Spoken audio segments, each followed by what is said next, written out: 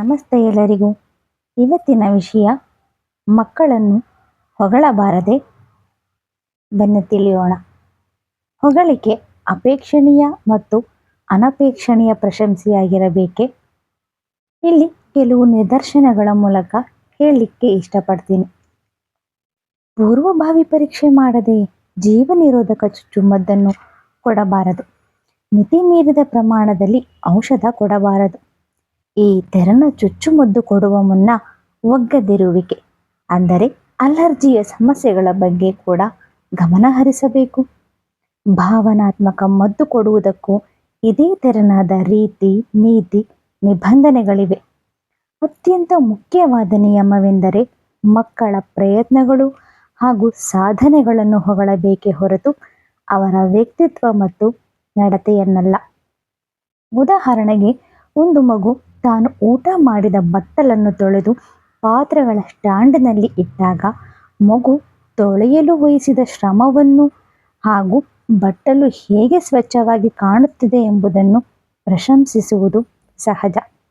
ಆದರೆ ಹಾಗೆ ಮಾಡದೆ ಬಟ್ಟಲು ತೊಳೆದದ್ದರಿಂದ ನೀನು ತುಂಬ ಒಳ್ಳೆಯ ಮಗು ಎಂದು ಹೊಗಳುವುದು ಅಸಮರ್ಪಕ ಮತ್ತು ಅಸಮಂಜಸ.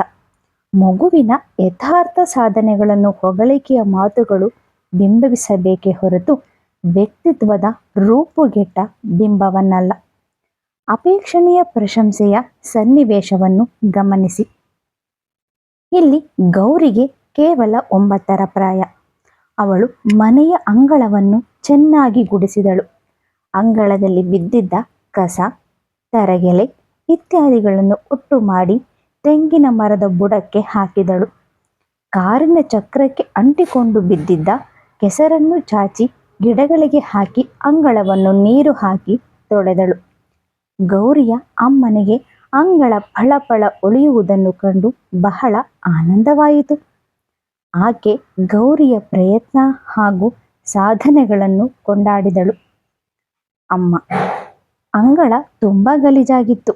ನೀನು ಇಷ್ಟು ಚಂದವಾಗಿ ಸ್ವಚ್ಛಗೊಳಿಸಬಹುದೆಂದು ನಾನು ಎಣಿಸಿರಲಿಲ್ಲ.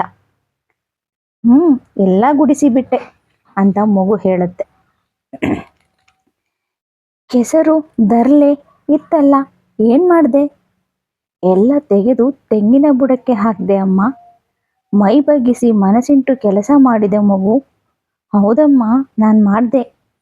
ಈಗ ಅಂಗಳ ನೋಡು ಎಷ್ಟು ಸ್ವಚ್ಛವಾಗಿದೆ. ಯಾರು ಬೇಕಾದರೂ ಮನೆಗೆ ಬರಲಿ, ನನಗೆ ಬೇಜಾರಿಲ್ಲ. ನಾನು ಬಂದವರಿಗೆಲ್ಲ ಹೇಳ್ತೇನೆ, ನಮ್ಮ ಗೌರಿ ಅಂಗಳ ಗುಡಿಸಿ ಸ್ವಚ್ಛ ಮಾಡಿದ್ದಾಳೆ ಅಂತ.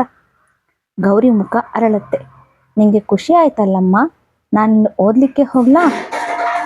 ಆಗಲಿ, ಹೋಗಿ ಓದ್ಕೊ ಮಗು ಅಂತ ಹೇಳ್ತಾಳೆ ಅಮ್ಮ. ಅಮ್ಮನ ಪ್ರಶಂಸೆಯ ಮಾತುಗಳಿಂದಾಗಿ ಗೌರಿಗೆ ತನ್ನ ಪ್ರಯತ್ನ ಹಾಗೂ ಸಾಧನೆ ಬಗ್ಗೆ ಹೆಮ್ಮೆ ಅನಿಸ್ತು, ಖುಷಿಯಾಯಿತು. ಹೀಗೆಯೇ ತಾನು ಒಂದೊಂದೇ ಕೆಲಸವನ್ನು ಚೆನ್ನಾಗಿ ಮಾಡಿದರೆ ತನ್ನನ್ನು ಅಪ್ಪ ಅಮ್ಮ ಪ್ರಶಂಸಿಸುತ್ತಾರೆ ಎಂಬುದು ಅವಳಿಗೆ ಮನವರಿಕೆಯಾಯಿತು.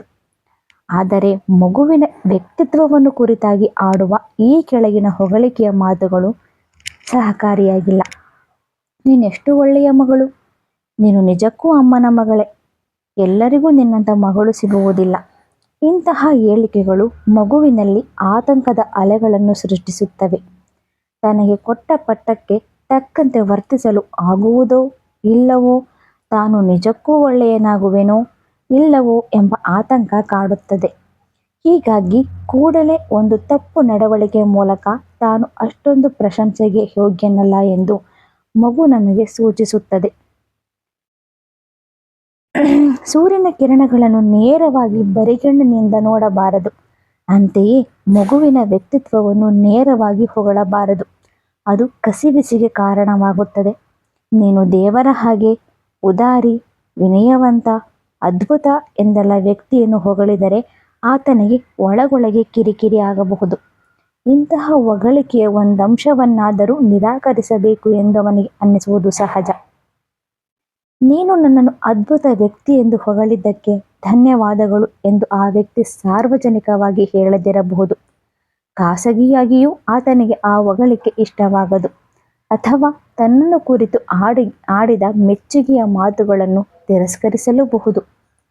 ಹಾಗಾದರೆ ಹೊಗಳುವುದು ಹೇಗೆ? ಮುಂದಿನ ಸಂಚಿಕೆಯಲ್ಲಿ ತಿಳಿಯೋಣ.